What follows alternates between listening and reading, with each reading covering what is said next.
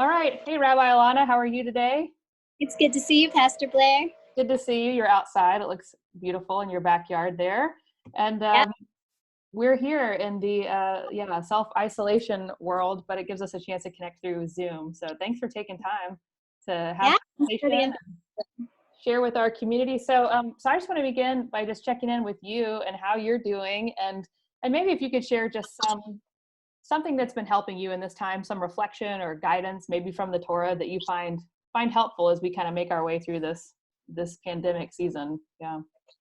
Yeah, I joke around that sometimes the text says exactly what I needed to hear, which for me is a text message from God.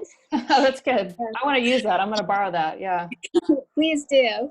But so there's this idea in the Jewish world to study one page of the Talmud every day. The Talmud is another sacred book, and for us, it's an extension of our Bible, our Torah. So I've been reading the daily section, and the conversations are just hilarious. Like there was this one conversation around an oven that was part oven and part stove, and the rabbis are debating, can you use this on the Sabbath? Can we use this new technology on the Shabbats? And what made me laugh is rabbis are having that exact same conversation today, because we still do not, a section of Jews do not like to use technology on the Sabbath that helps us rest and withdraw from the world and focus on spiritual matters. And so when the pandemic started, rabbis started having a conversation around, well, can we use Zoom on the Sabbath together? And what would Sure. that Wow. mean? And so one of the things that's offering me comfort in this time is that we're having the same conversations that our ancestors had in their time. Hmm. And I think this universality of human experience gives me hope and encouragement. It gives me wisdom to draw from, but also all the people who had those conversations, they did move through those difficult periods and reach a more joyful, hopeful time. Oh, that is so hopeful, isn't it? To kind of look back and go, okay, human history has shown we can get through this and we can figure this out together and help each other through it. So yeah, that's Yeah. so good. Thank you. And so I know I was thinking about you because this is a lot of people are calling this the great pause that we as a society have never had, certainly in a very, very long time, where we're all at home and we, are not out running and doing all the time. So it is very much like this forced Sabbath in some ways, and I thought about you and I thought, wow, what we can learn from you because you're an experienced practitioner of Sabbath. So yeah, tell me a little bit about Sabbath and how that relates to maybe this experience we're having right now. Yeah. One of my congregants sent me a photograph. Someone had taken chalk and written on the fence in his neighborhood, "You're not stuck at home, you're safe at home." And it Mm, really shifted the paradigm for him. But what I would also say about Sabbath is not only are the Israelites commanded to keep Shabbat, but their non-Jewish servants among them are also commanded. And what I took that to mean is Shabbat is not just a privilege of the children of Israel, meaning what would have been the ruling class from the perspective of the Torah, that they have to take into consideration everyone else's needs too. And one of the things that's happening right now is some of us feel like we're in this safe bubble and we have more time to learn to bake bread or to knit. right. And then there are others who, being isolated at home, has put a greater strain on them. So I think not only is there the opportunity to enjoy the gift of more time with loved ones, but I think there's an opportunity to try to alleviate the pain and suffering it's causing. And for those that aren't in such good financial positions or good family situations, and to try to include them in the Sabbath. Mm.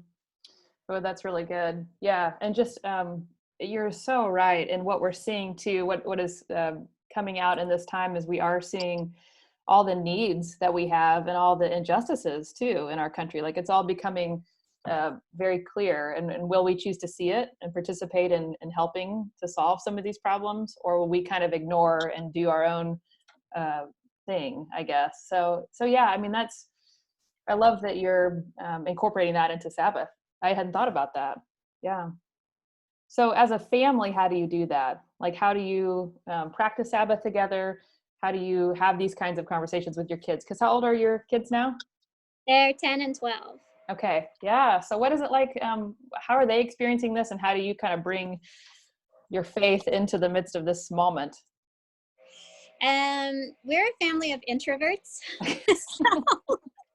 So it hasn't been that bad, to be honest. Yeah. It's been a little harder on my son because he's 10. And so whereas my daughter can get social connection through conversations, a video chat with her friends, my son is still at that age where they want to, run around the playground or, hit each other with their cardboard swords, right? Yeah. So it has been harder on him.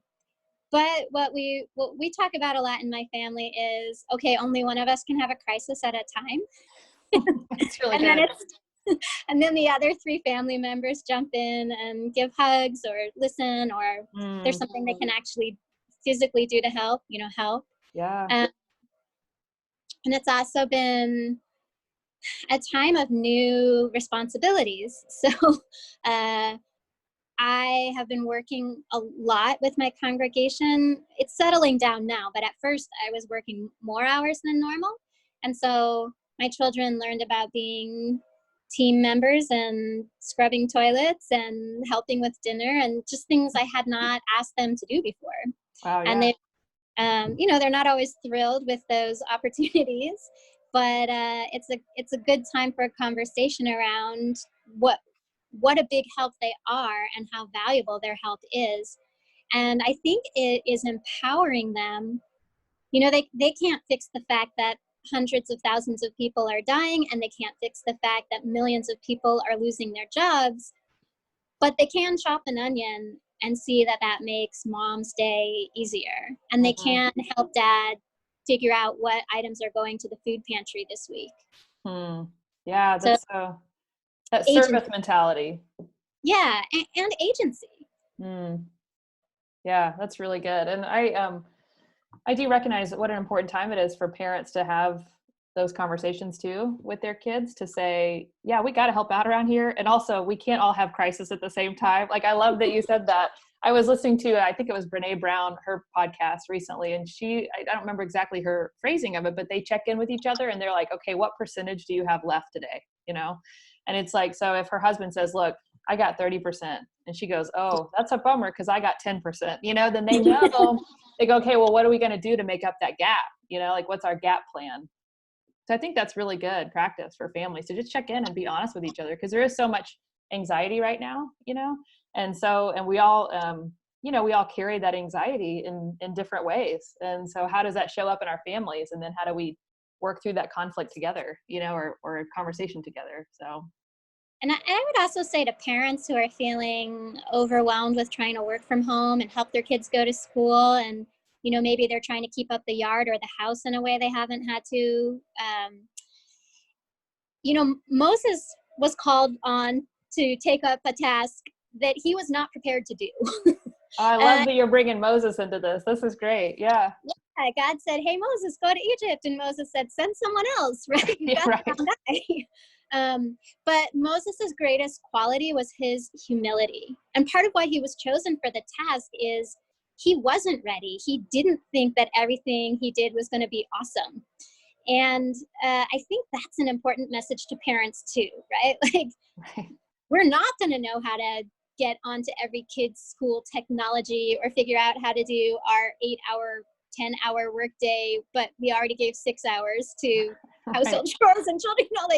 Everyone's figuring it out. And I think to be humble in our approach is to say, I don't expect of myself that I'm going to do a perfect job right now. Yeah, that's really good.